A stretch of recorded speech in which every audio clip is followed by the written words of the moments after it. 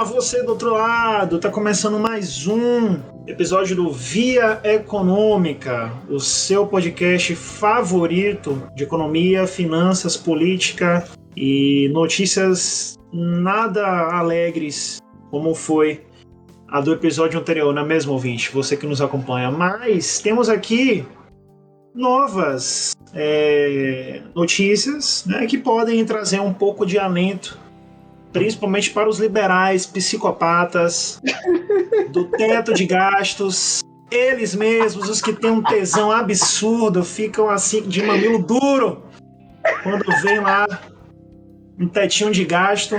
E aí os Estados Unidos, essa potência incrível que aí nos guia pelo curso disso que chamamos humanidade, vem e fala assim: oh, não, aqui não tem teto não, aqui nós gasta. Mas enfim, vamos tratar sobre esse assunto hoje aí. Não estou sozinho, além dele, o cachorro do Satanás, temos também Tauan Santos. E aí, Tauan? E aí, é um prazer estar aqui novamente, né? O último episódio, eu estava até falando nos bastidores com o Eric, é 880. Ou você dá risada pela estupidez do nosso chefe de Estado, ou você fica triste. Não tem um meio termo para ser defendido. Mas, enfim, eu vou me apresentar. Eu sou consultor e economista. Falar um pouquinho aqui do nosso Mechan, né? Caso você queira nos patrocinar, tem o nosso Apoia-se na descrição desse podcast, independente da sua plataforma. E as nossas redes sociais, o @via.econômica. Sigam-nos lá e por que seguir a gente lá? Lá a gente divulga quando sai um episódio novo, além das nossas redes sociais. Qualquer suporte que você precisar, você pode falar com a gente diretamente lá. E você pode sugerir temas que quer ouvir, né, aqui no podcast. Só não mande questões de economia, pois nem a gente respondia na nossa época de estudante. Imagine responder para os outros. Então, por favor, evite fazer isso, né? Pois bem, Eric já deu uma... Eu já senti um veneno de Eric aqui falando liberais que gostam do teto de gasto. Estou vendo o veneno escorrendo aqui. E vamos à notícia, né? Meu amigo, faça as honras, por favor, contextualize os nossos ouvintes sobre a notícia e vamos comentar um pouquinho sobre isso, né? Sobre nossas visões. Vale salientar, né, que são nossas opiniões, não estamos dizendo que é a verdade absoluta, muito pelo contrário, estamos querendo mostrar pontos de vista diferentes para você, querido ouvinte, tomar suas decisões no decorrer do podcast, ou, sei lá, fomentar sua própria opinião. Isso é o mais importante de tudo. Mas bem, meu amigo, estou esperando a sua linda voz seduzente contextualizar isso pra gente. Congresso dos Estados Unidos da América aprova pacote de $1 trilhão para a infraestrutura. O Congresso dos Estados Unidos aprovou na sexta-feira, do dia 5 de novembro de 2021, um pacote de investimentos em infraestrutura de $1 trilhão. Segundo o comunicado do presidente norte-americano Joe Biden, o projeto vai criar milhões de empregos, transformar a crise climática em oportunidade e colocar o país no caminho para vencer a competição econômica.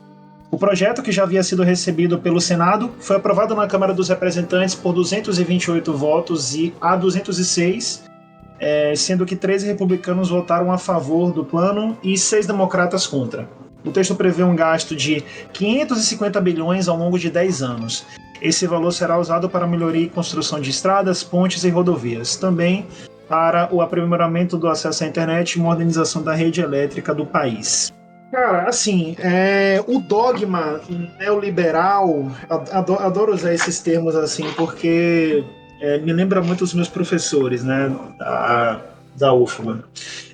O dogma neoliberal que foi imposto aí para a grande maioria das economias do mundo, se não todas, né, desde o fim da década de 80 e até basicamente 2008, prega toda essa coisa linda, né, e completamente assim coberta de razão no papel, né, quando você escreve a teoria sobre a sanidade fiscal, né, sobre como é importante você ter as contas do país ali em ordem e coisa do tipo e tal. O que não é mentira nenhuma, né? Porque contabilidade nacional tá aí, matéria básica de economia, a gente sabe que é importante sim que o governo tenha um controle saudável dos seus gastos, né? Mas ao mesmo tempo, esse mesmo dogma que prega essa saúde, às vezes é exagerada, né? Tentando relegar totalmente aí o desenvolvimento e assim a pleno potencial da economia de mercado totalmente relegada à iniciativa privada, né? As corporações, as empresas, grandes ou pequenas, junto com os indivíduos, né? Uma coisa linda, né? Aquela soma básica, né? De gente disposta a comprar, gente disposta a vender, e aí tudo isso aí forma essa coisa linda que é o mercado. Porém, a gente sabe que o buraco é mais embaixo, né? O capitalismo é muito mais complexo do que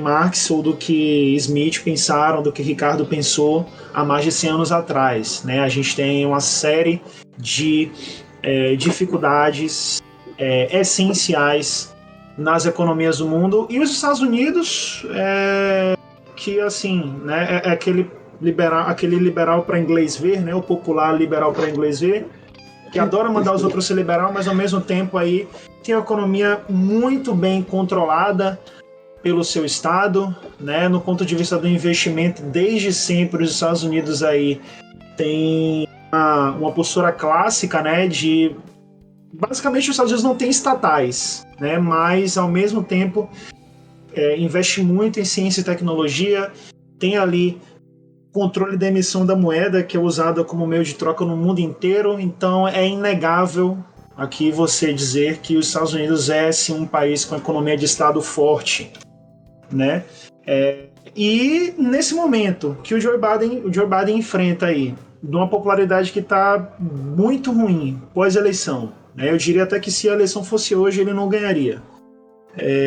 Retirada aí desastrosa do Afeganistão e vários outros problemas relacionados ao Covid em si, nada mais do que uma atitude, politicamente falando, sensata, né? Porque afinal eu diria que é um consenso já da maioria das nações do mundo, fora alguns liberais brasileiros aí, né?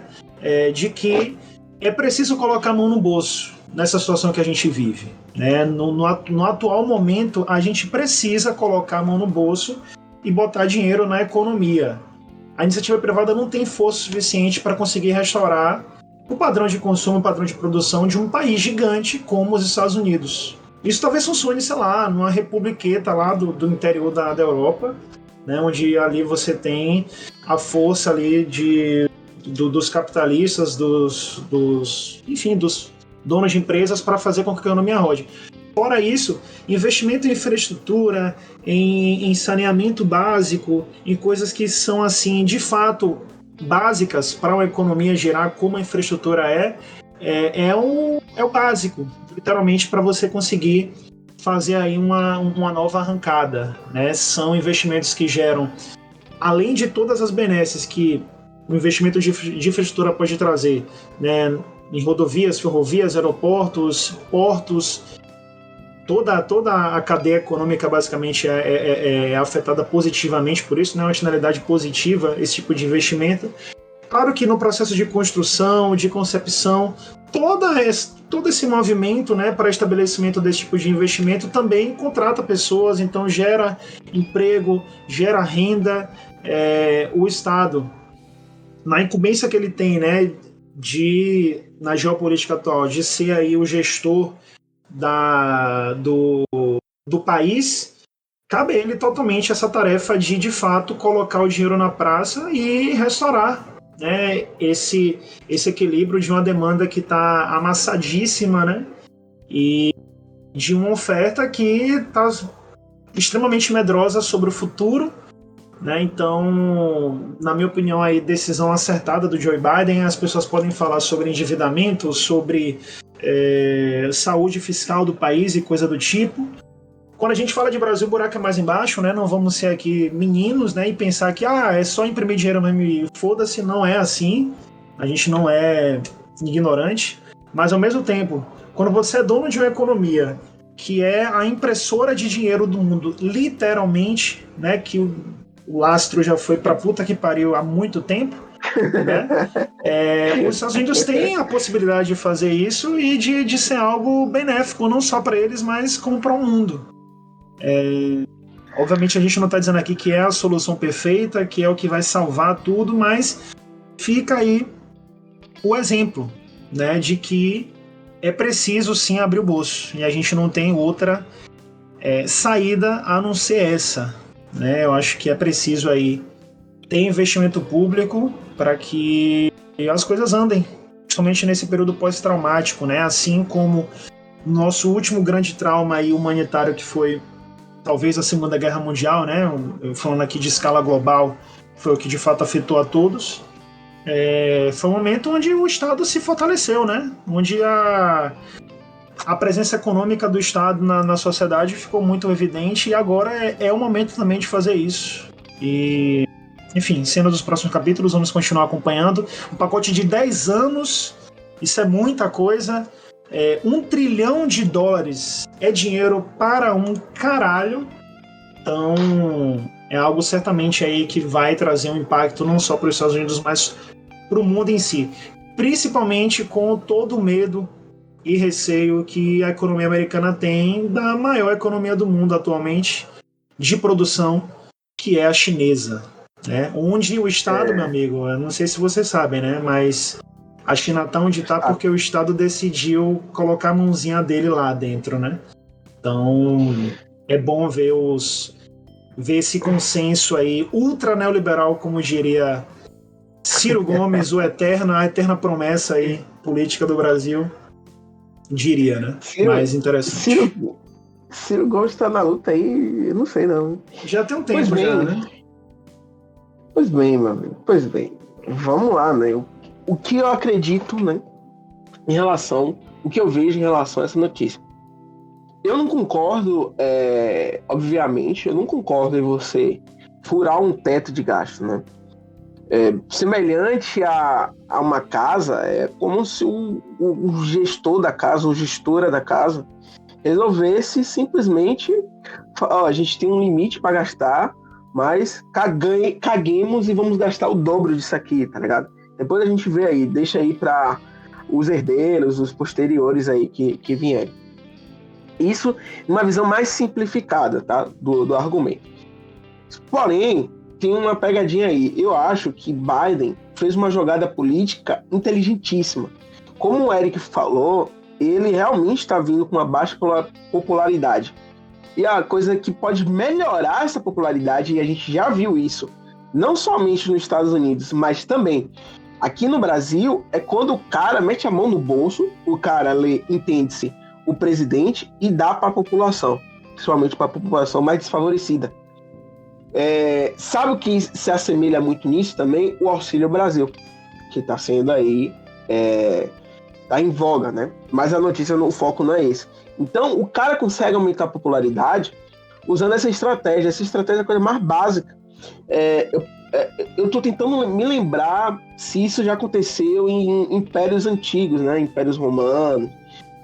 Porque se assemelha muito, a história se repete muito, né?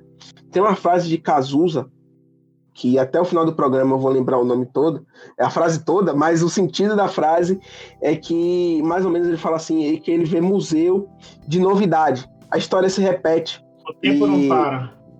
O tempo não para, né? E a história se repete. Um liberal citando Cazuza. Muita gente vai ficar bem revoltada com isso aí, mas também. A gente quer causar desconforto aqui, né? Enfim. Então, continuando, é uma jogada acertadíssima. Cara, minha popularidade está baixa. Como é que eu posso aumentar minha popularidade para minhas eleições daqui a alguns anos? Muito simples. Manda imprimir mais dinheiro e joga. Ah, mas tem a inflação, não sei o quê. Dilui pelo tempo.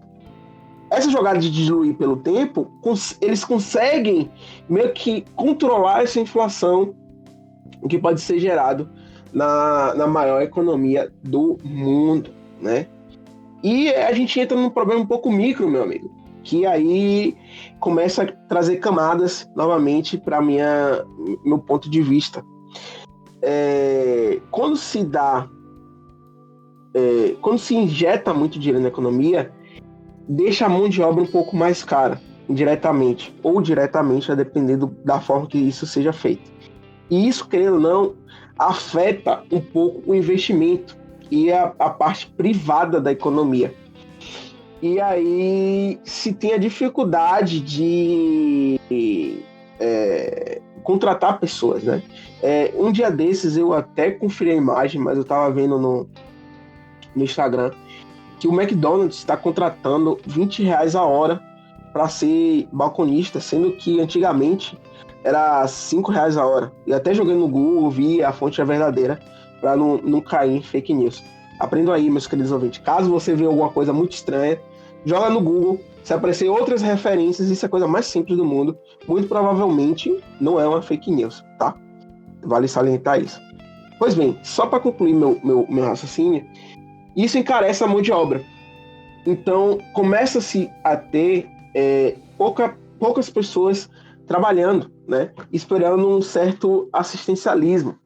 E isso, querendo ou não, prejudica certos investimentos que poderiam trazer externalidades positivas, né? Projetos que demandem de mão de obra também são afetados nesse sentido. Obviamente,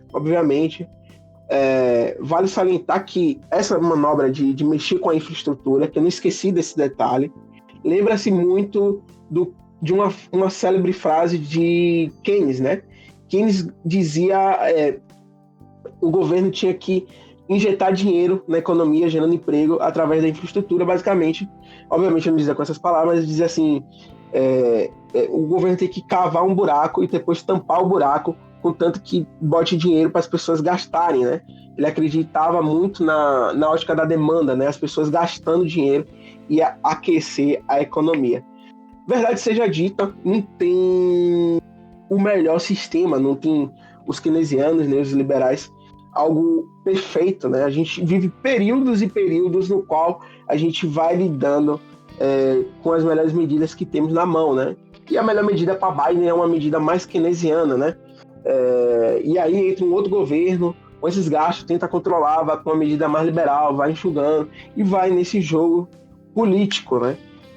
E, pois bem, só para finalizar meu ponto de vista, não pareceu... no episódio passado eu tava alegre, dando risada por causa da notícia, e Eric tava meio triste, e agora parece que inverteu, né? Eric está feliz por causa da notícia, e eu estou triste por causa da notícia. Tô feliz demais! Mas essa é a questão de ter duas pessoas opostas falando sobre o mesmo assunto. Só para finalizar, não é que eu acho ruim a criação de milhões de empregos e tentar resolver essa crise. Eu acredito que na iniciativa privada, eu acho que as pessoas conseguem achar saídas muito mais criativas empreendendo do que esperando trabalhar. Eu sei que existe várias pessoas que não têm inclinação natural a isso. Realmente precisa ter um trabalho, algo mais alinhado, mais determinado nesse sentido. E por isso que eu falo, né? A gente vive nesses períodos que um momento a gente vive um período keynesiano, por exemplo, ali na década de 30, né? De 30, 40 até 50, e depois a gente veio com a volta do neoliberalismo, né? Eu nem gosto de falar esse termo, mas tudo bem. É só para vocês entenderem. Aí veio 60, 70, 80, veio com Winston Churchill, Margaret Thatcher, tantas outras figuras que trouxeram isso. E aí voltamos para o keynesianismo, voltamos para o liberalismo. E vai indo isso aí. Eu acho que as consequências disso, no longo dos 10 anos, muito provavelmente vai explodir uma outra crise, né? Porém, não quero pagar de o Cavaleiro do Apocalipse. Porém, vai causar uma outra crise, mas porém o governo vai fazer quase a mesma medida, e por aí vai. É um ciclo, né? Não tem jeito, não tem pra onde correr nesse sentido. É isso que eu quis dizer no final das contas. Não é um ciclo, não tem pra onde correr. Pois bem, eu acho que deu para entender mais ou menos o que eu penso. Algumas considerações finais, meu amigo Eric. Eu ia falar meus amigos Eric, né? É como se tivesse Eric fosse fragmentado, tá ligado? Do filme. Pois é. Tivesse outras personalidades. Os comentários eu já fiz, né? Eu acho que é importante observar o comportamento do mundo, né? A economia é algo incrível justamente por causa disso, né? Porque diferente de engenharias ou outras ciências, né? Onde 1 mais 1 é igual a 2 no Brasil e o 1 + 1 equals 2 in English, as coisas são iguais, né? Apesar do idioma diferente. Na economia, as coisas são absurdamente diferentes, né? E condições diferentes. Então, cada local vai ter aí a sua ótica do que é certo, do que é errado, do que dá certo, do que não dá certo, né? E simplesmente estudem a história, né? E vejam aí quando é que foi que os países conseguiram dar saltos de produtividade e de economia, né? Evolução econômica no geral, assim, né? Em raríssimos momentos o Estado não esteve presente. Então reflita sobre isso, gente. Antes de a gente terminar, falando a frase correta, é da música, né? Eu falei frase. O nome da música é O Tempo Não Para. Essa música é um clássico. Eu tô me sentindo envergonhado de não ter lembrado o nome da música assim. Mas faz parte. É muita coisa na cabeça. Mas enfim. Ele fala, né? Eu vejo o futuro repetir o passado. Eu vejo um museu de grandes novidades. O tempo não para, não para, não para. Pois bem, essa é a realidade. A gente vai ver daqui a 10 anos, né, Eric? Espero que estejamos com uma audiência maior e estejamos ainda fazendo esse quadro. A gente vai ver notícias igualmente como essas. Porque o tempo não para, essa é a realidade. Daqui a 5 anos vai ter um governo que vai tentar controlar o teto de gasto, vai ter um que vai quebrar o teto de gasto e por aí vai. É o ciclo da economia, né? Enfim. Exato. Meu querido, estou embolando as frases, mas vai sair. Meus queridos ouvintes, chegamos no final. Agradecemos vocês por estarem até aqui. Sigam-nos nas nossas redes sociais, está aqui na descrição, independente da sua plataforma que esteja ouvindo. E é isso. Eu agradeço. Nos vemos no próximo episódio. Tchau, beijo, fiquem com Deus. Diga tchau, meu amigo Eric. Tchau, ouvinte, até o próximo. Obrigado por tudo. Um beijo. Tchau, gente.